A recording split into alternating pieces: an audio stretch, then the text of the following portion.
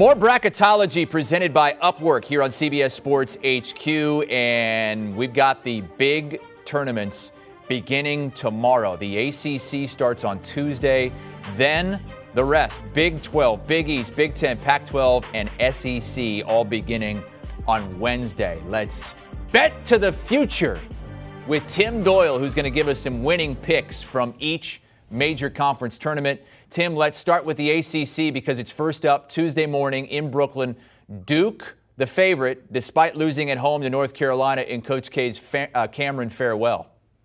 You know, I was on a text thread with 20 of my, let's just so-called say, betting buddies. We all have a word for them, right? And everyone was saying, there's no way. You have to throw Duke in there, money line at home. How could they possibly lose to North Carolina?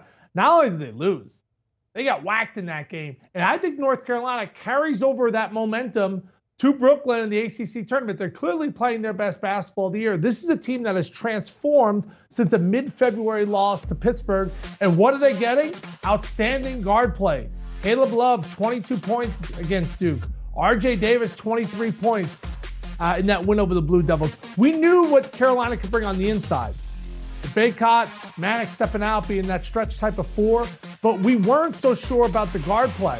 I think North Carolina is playing great basketball. They finally got their signature win. But this isn't the same ACC that our mommies and daddies are used to. Heck, even we're used to. This is a very down year in the conference, and I think that momentum could end up being the key to winning their conference tournament. All right, some value there. You can get value on everybody except Duke right now in the ACC because Duke has been, in the regular season anyway, far and away the best team until that last game against North Carolina. Let's move to the Big Ten, which begins play Wednesday in Indianapolis. This could be an interesting tournament because last place Nebraska is the hottest team in the league right now. They just beat co-champion Wisconsin on their home floor. Yeah, that was bizarre, right? Should I pick them to go out there and win the conference tournament? No. I don't know if that's going to happen. But how about a little vote of confidence for the old Freddie Hoiberg? And it carried over to his team. Frankly, Chris, I think the conference tournaments are the hardest thing to handicap in all of basketball, including pro basketball, because what teams are motivated? I'm going to choose a team here that I believe is motivated for a number one seed. I'm going to go with the Purdue Boilermakers. Obviously, I'm very high on them. They're my pick to win the national championship. But does it matter if they go out and win the conference tournament? No. Right? But does it matter to get a number one seed? You know, then we're never able to get over the hump as far as winning a national championship when they had the likes of Gene Katie on the sideline or Big Dog, Glenn Robinson, or the great Robbie Hummel, Etuan Moore, Juwan Johnson teams. Those teams couldn't get over the hump either. But I believe Jaden Ivey is going to be an NBA All-Star. You know, you get the 7'3" Zach Edey down low. Travion Williams finally looked like he's starting to turn the corner a little bit. So this is a very difficult league to handicap. I don't think anybody had Wisconsin coming out of there. But Purdue this year, Chris, 4 games they lost on last-second shot. So I know like Tom Brady would have like half the Super Bowls on last-second plays, but still, those are a lot of games to lose at the buzzer. I think Purdue is still the most talented team in the Big Ten. Okay, Purdue, the Big Ten tournament favorite and the winner, according to Tim Doyle, not only of that tournament, but of the whole tournament. Let's move to the Big 12. And it doesn't really ramp up until Thursday. We get 1 game on Wednesday and then the 4 on Thursday. But there's a lot in play here as it pertains to the one line. Baylor and Kansas right now both playing for potential 1 seeds. Yeah, and Kansas, I don't love how they finished up the year. You know, they lost at TCU, and then they were life and death to beat TCU. I saw TCU in November. Give Jamie Dixon credit. That team is completely transformed. When I saw them get whacked by Santa Clara, I left that arena thinking there's no way that's an NCAA team. So give them credit. They've turned it around. But I think the best team right now in college basketball is Baylor. And the scary thing is, Chris, they get LJ Cryer back. And like their bugaboo, maybe the one thing they don't do well is shoot the 3. Well, that's exactly what Cryer does. Shoots almost 50% from 3. He's had 5 games this year with 20-plus points. And now that James Lukinjo is back, the 6'1" transfer from Arizona, you know, he's been playing great over the last few games. Baylor has the pedigree. The one thing they don't have is depth. That's why Cryer is so huge. They're basically playing in iron 6 right now. I love their freshman Sohan. You couple him with the dirty mullet and Meyer.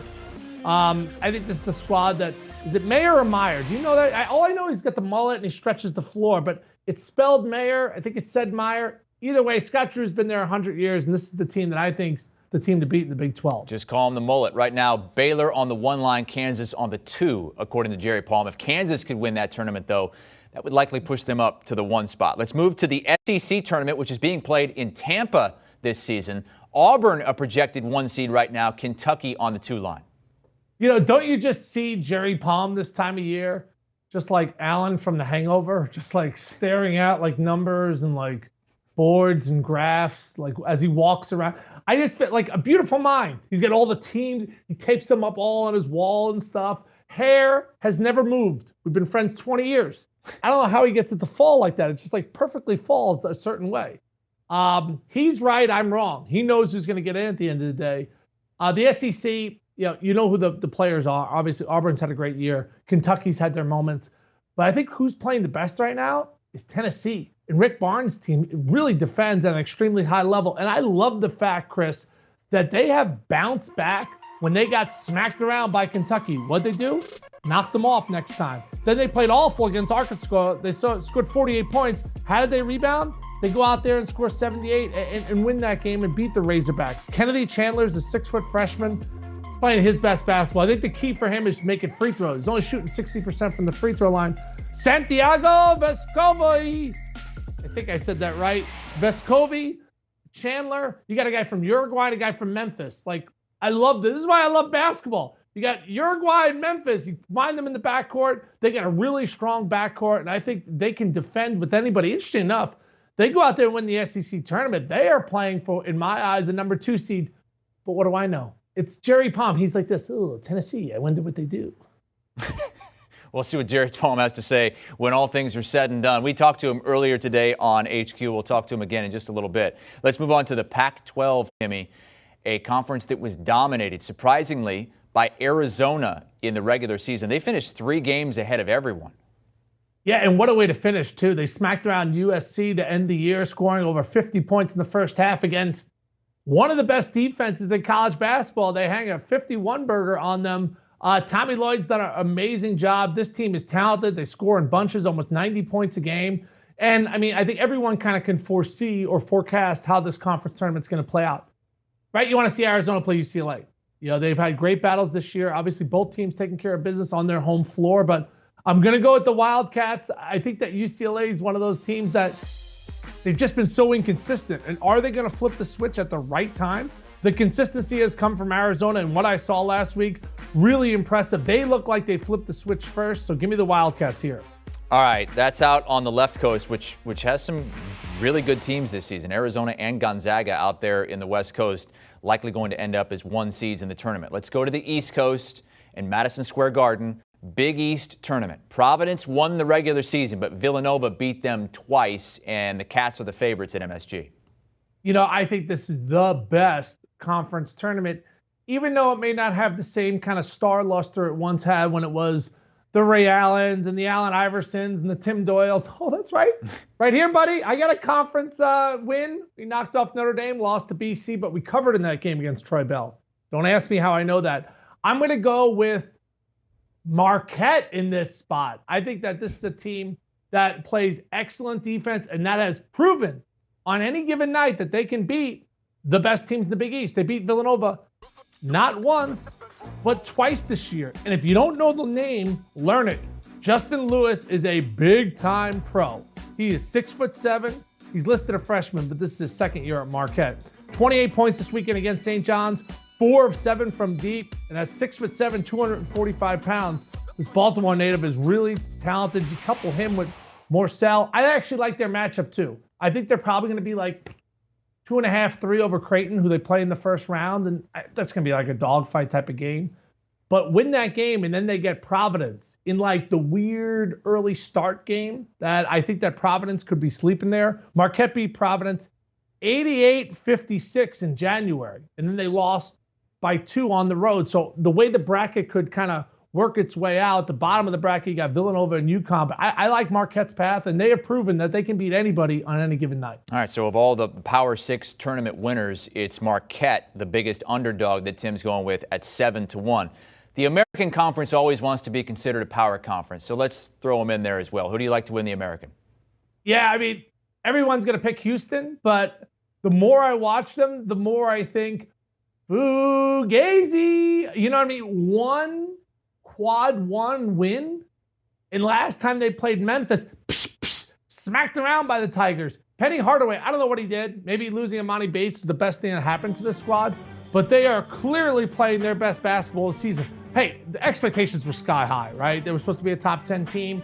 And then at one point in the year, Penny's cursing out everyone in the media, and you're like, oh man, Penny's going to lose his job. Like, we thought that little Penny was going to be on the sideline at the end of the year because Penny wasn't going to be the coach there through the rest of the season. But give them credit. This is a team that, even though they're young guys, they share the basketball. They got 4 guys averaging in double figures. And that win over Houston proves to me that talent-wise, they're the better team. I think the safer bet here, you just feel comfortable betting Houston. Last year went to a Final Four. Obviously, with Kelvin Sampson, they have an identity that they're going to defend. But Memphis right now, I think they carry over that momentum. Plus, the conference tournament for them, I know there's not a lot of signature wins there, but if they go out there and win the conference tournament, they can improve their seeds by 2 to 3 spots, in my eyes. But what do I know? All that matters is Jerry Palm. Whatever Jerry thinks, because Jerry knows. And Jerry says that they better do something in the conference tournament. They're sitting okay right now. They're not among the last 4 in. They've bumped up a level, but can't afford to go one and done in the American Conference Tournament and still think you're going to get an at-large bid. That might not happen. Tim Doyle with us here on HQ, betting to the future, picking a bunch of tournament champions. Admittedly, he says that it's the toughest bet in basketball, and that's NBA included, is picking winners of conference tournaments.